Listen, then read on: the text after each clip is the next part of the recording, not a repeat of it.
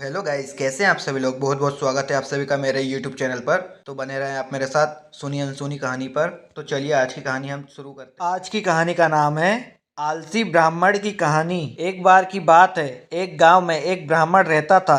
वहां सुबह उठता, नहाता, पूजा करता, खाना खाता और फिर सो जाता था। उसके पास किसी भी चीज की कमी नहीं थी।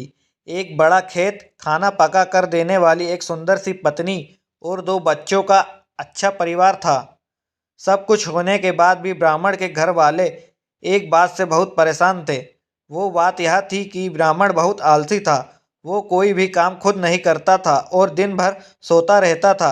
एक दिन बच्चों का शोर सुनकर ब्राह्मण जाग गया और उसने देखा कि उसके दरवाजे पर एक साधु महाराज आए हैं। ब्राह्मण और उसकी पत्नी ने साधु महाराज का स्वागत किया और उन्हें भोजन कराया। भोजन के बाद ब्राह्मण ने साधु की खूब सेवा की। साधु महाराज उनकी सेवा से बहुत प्रसन्न हुए और उन्हें वरदान मांगने को कहा।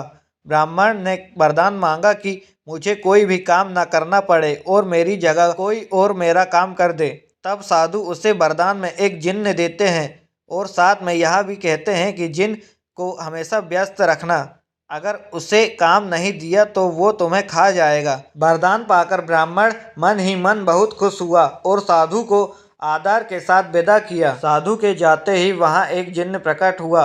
पहले तो ब्राह्मण उसे देखकर डर जाता है, लेकिन जैसे ही वो ब्राह्मण से काम मांगता है तब ब्राह्मण का डर दूर हो जाता है और वो उसे पहला काम खेत जोतने का देता है। जिन्न वहां से गायब हो जाता है और ब्राह्मण की खुशी का ठिकाना नहीं रहता। कुछ ही देर में जिन्न फिर आ जाता है और बोलता है कि खेत जोत दिया, दूसरा काम दीजिए। ब्राह्मण सोचता है कि इतना बड़ा खेत इसने इतनी जल्दी कैसे जोत दिया।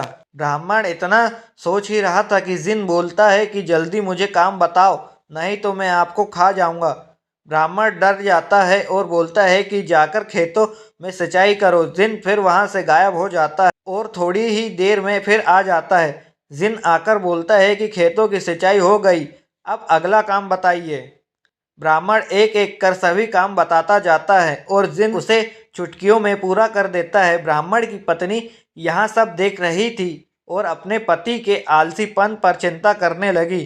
शाम होने के पहले ही जिन्न सभी काम कर देता है। सब काम करने के बाद जिन्न ब्राह्मण के पास आ जाता है और बोलता है कि अगला काम बताइए, नहीं तो मैं आपको खा जाऊंगा।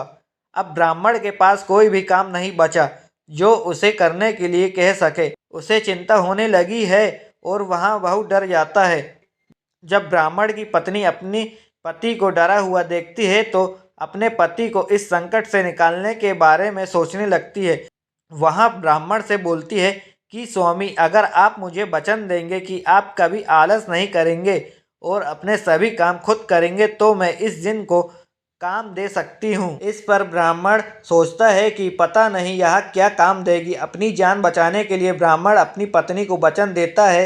इसके बाद ब्राह्मण की पत्नी जिन्न से बोलती है कि हमारे यहाँ एक कुत्ता है, तुम जाकर उसकी पूंछ पूरी सीधी कर दो। याद रखना, उसकी पूंछ एकदम सीधी होनी चाहिए। जिन्न बोलता है कि अभी यह काम कर देता हूँ। यहाँ बोलकर वहाँ से चला जाता है। लाख कोशिश के बाद भी वह कुत्ते की पूंछ सीधी नहीं कर पाता और हार मान लेता है। हार कर जिन्न ब्राह्मण के यहाँ से चला जाता है। उस दिन के बाद से ब्राह्मण अपने आलस को छोड़ सभी काम करने लगता है और उसका परिवार खुशी खुशी रहने लगता है।